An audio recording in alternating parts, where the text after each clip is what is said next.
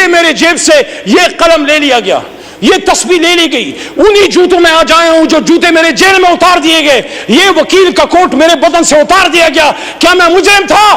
میں اپنے الحمدللہ اس کالے کوٹ پہ فخر کرتا ہوں جو پاکستان بنانے والے کا کوٹ ہے.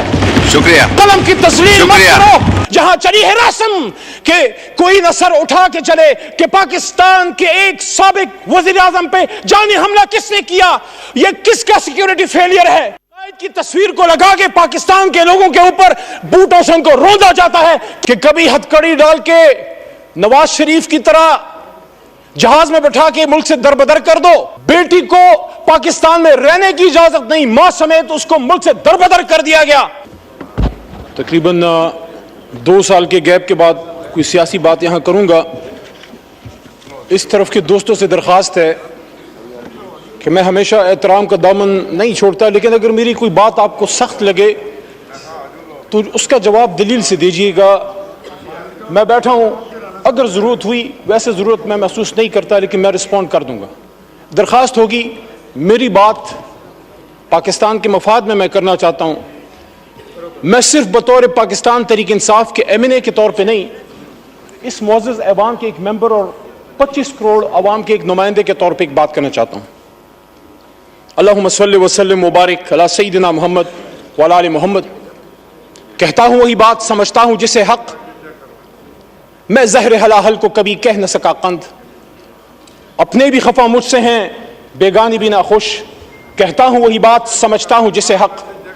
میرے دوستو اور میرے بھائیوں, آج سے 2 سال پہلے 9 اپریل کی رات جب آپ میرے بہت سے بہن بھائی جو وہاں بیٹھے ہیں, آپ یہاں براجمان تھے اور میں حکومتی بینچز پہ پیچھے شیخ صاحب کی یہاں میں بیٹھا ہوا تھا جو میری کرسی تھی, اور میرے سامنے میرے لیڈر کی کرسی خالی تھی.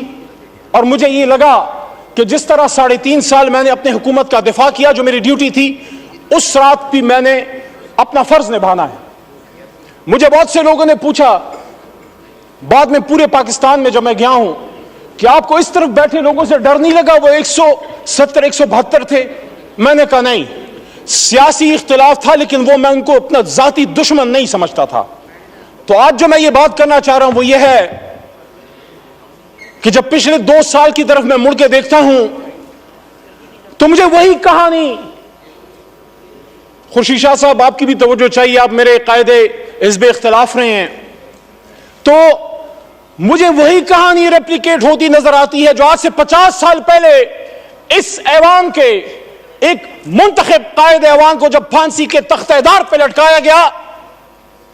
پاکستان تو نہیں بدلا, فرق صرف یہ ہے کہ کبھی ہتھکڑی ڈال کے نواز شریف کی طرح جہاز میں بٹھا کے ملک سے دربدر کر دو, کبھی بے نظیر بھٹو کی طرح, شہید کی طرح. باپ پھانسی پہ چڑھ چکا ہے, بیٹی کو پاکستان میں رہنے کی اجازت نہیں, ماں سمیت اس کو ملک سے دربدر کر دیا گیا, جو وہ پتہ نہیں 17 18 یا 20 سال کی ہوگی, مجھے نہیں پتا, but she was young and unmarried at that time.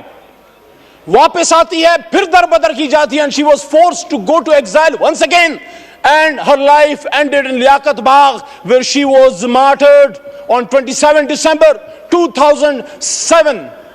وہی لیاقت باغ جو ایک اور لیڈر ہمارا قائد اعظم کا دایاں ہاتھ کھا چکا ہے, راول پنڈی, جہاں سے پاکستان کو مضبوط ہونا تھا, مضبوط ہونا ہے اور مضبوط ہوگا, اسی راول پنڈی میں لیاقت علی خان شہید ہوا. وہی لیاقت علی خان جو مجھے اعزاز حاصل ہے, میرا دادا پیر محمد خان اس کا قائد اعظم کا ایک ادنا کارکن تھا. لیاقت علی خان صاحب تحریک پاکستان میں میرے گاؤں, اور آپ کو سر پتہ ہے, آپ علاقے کو جانتے ہیں, میرے گاؤں امیر مقام صاحب سے مخاطب ہوں.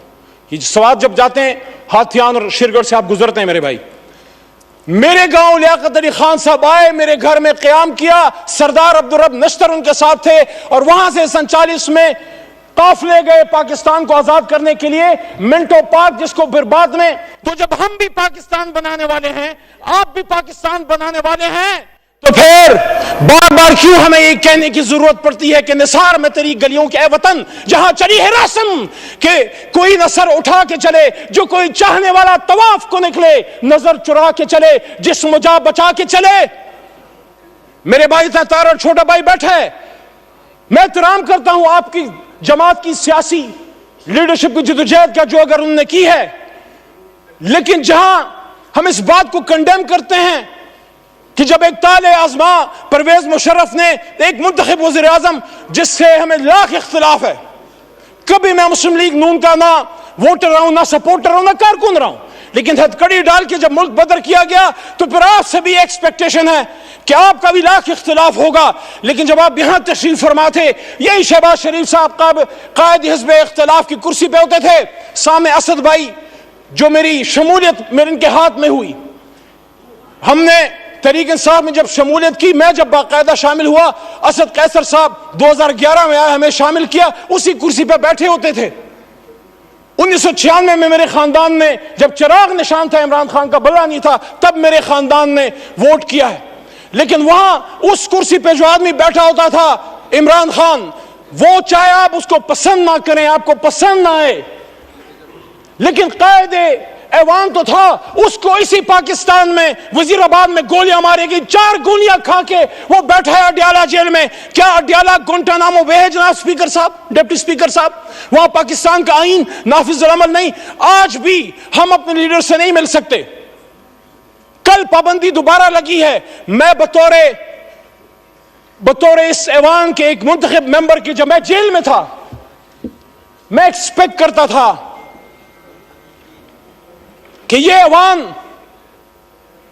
عمران خان کے لیے نہیں, اپنے ایک سابق قائد ایوان کے لیے کھڑا ہوگا.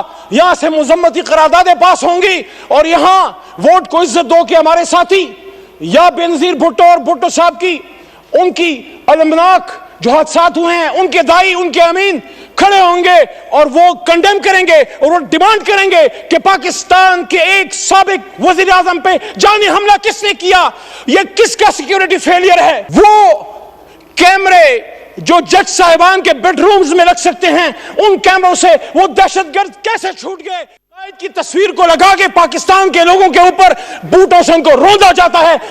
16 فروری کو ایک لمبی جدائی, لمبی قید کے بعد پہلی بار اپنے لیڈر عمران خان صاحب سے ملا.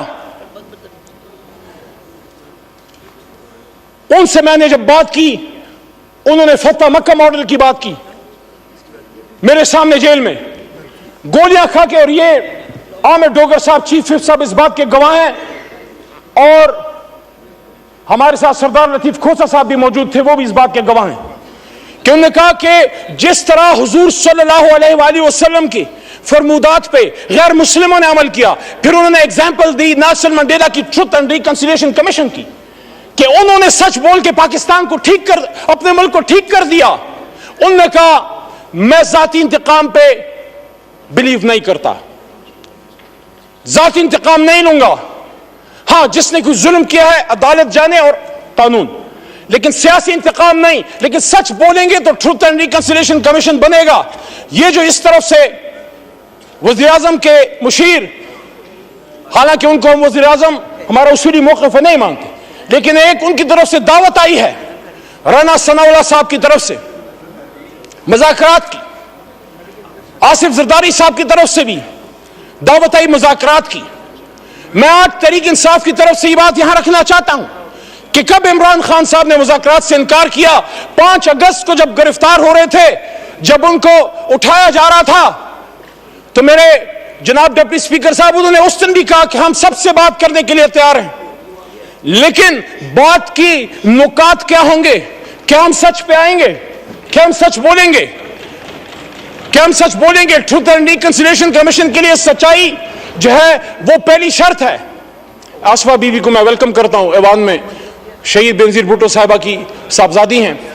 دیکھیے جناب ڈپٹی اسپیکر صاحب, اگر ہم سمجھتے ہیں کہ پاکستان کو ٹھیک ہونا ہے تو پھر ہم لوگوں نے فیصلے کرنے. ہمیں کوئی بروکر, کوئی ڈیلر, کوئی شخص ہمیں نہیں چاہیے جو ہم آپس میں بٹھائے. جب ہم اپنی لڑائی یہاں سے باہر لے کے جائیں گے, پھر سپریم کورٹ بھی عمل میں آئے گی, اور پھر پنڈی اور اپارا بہت سی جگہ اور عمل میں آئیں گی. میری آپ سے درخواست ہے, اسپیکر کی کرسی انیشیٹو لے. ہمارا سب سے پہلا نقطہ جناب عمران خان صاحب اور اسیران کی رہائی ہے. پولیٹیکل کیسز ہیں. وہ شخص جو وزیر اعظم تھا اچانک اس پہ کیسے 150-200 کیسز بن گئے. He's a political prisoner. He's a prisoner of conscience. And I'm not defending whatever atrocities have been done to you in the past. اگر ہم اس پہ جائیں گے تو پھر بات حل نہیں ہوگی.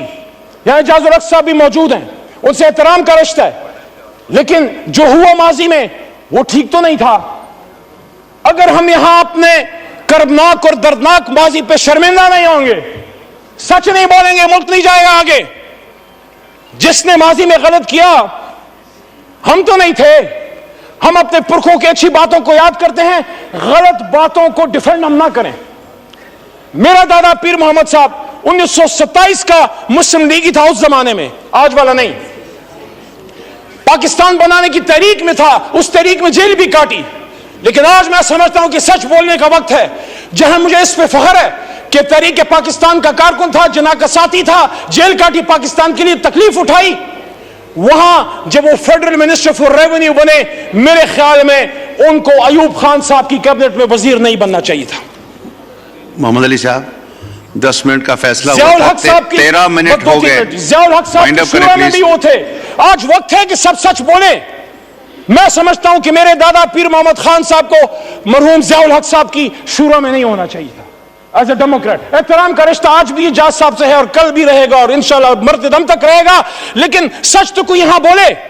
میں جس طرح پشیمانی کا اظہار کر رہا ہوں کہ میرا دادا وہ پاکستان بنانے کی تحریک کا سپاہی تھا, ریولوشنری تھا, لیکن ایک غلطی ان سے ہوئی. میں ایکسپیکٹ کرتا ہوں کہ میرا چھوٹا بھائی ہے بلاول صاحب, چیئرمین ہے تحریک پیپلز پارٹی کا, ان کے خاندان نے قیمت چکائی ہے, لیکن ان کے دادا بھی فورن منسٹر تھے ذوالفقار علی بھٹو صاحب ایوب خان صاحب کے ساتھ.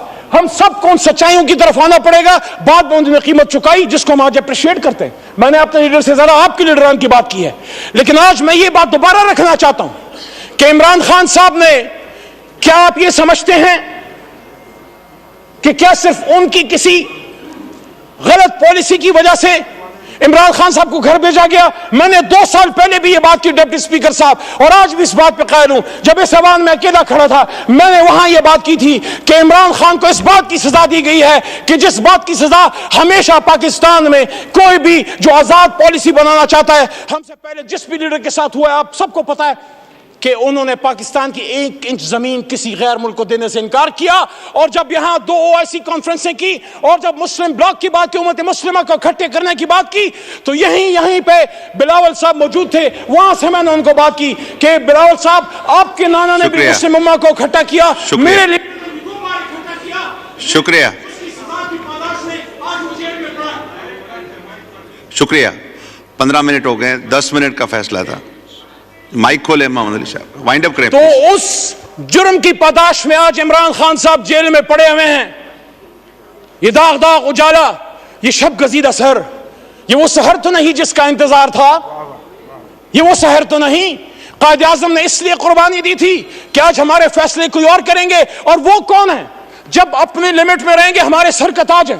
ہمیں جتنا دکھ عمران خان صاحب کے بدن پہ گولیاں لگنے کا یا بے نظیر صاحبہ کے شہید ہونے کا ہے, اتنا ہی دکھ ہمیں جنرل سرفراز کی شہادت کا ہے, اور اتنا ہی دکھ ہمیں ثانیہ باول کیا جب جیل میں اڈیالہ میں ممتاز قادری صاحب کے سیل میں دفعہ پڑا ہوتا تھا. میں سوچتا تھا کہ کیا جرم کر کے آئے ہو. جب اڈیالہ سے جیلم لے کے گئے, یہ میرے جیب سے یہ قلم لے لیا گیا, یہ تسبیح لے لی گئی, انہی جوتوں میں آج آیا ہوں جو جوتے میرے جیل میں اتار دیے گئے, یہ وکیل کا کوٹ میرے بدن سے اتار دیا گیا. کیا میں مجرم تھا؟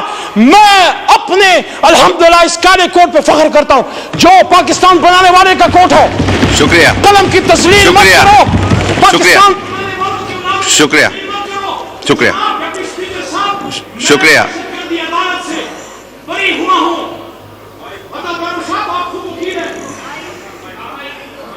وائنڈ اپ کریں, وائنڈ اپ کریں. محمد علی صاحب جی وائنڈ اپ کریں پلیز. میں دہشت گردی عدالت مردان سے بری ہوا. جب میں عدالت میں پیش ہوا پہلے تو 3 MPO تھا, لیکن میرے پہ دہشت گردی کا دفعہ, آرمی ایکٹ جس کی سزا موت ہے, کیا میں دہشت گرد ہوں؟ کیا علی محمد دہشت گرد ہے؟ مردان نے تو پاکستان بنایا ہے، مردان کے بیٹے کو دہشت گرد بنا کے پیش کیا. میں ان جج صاحبان عدالت کو سلام پیش کرتا ہوں جو کسی پریشر میں نہیں آئے، اور ہائی کورٹ پشاور کے حکم پہ میں پھر ریلیز ہوا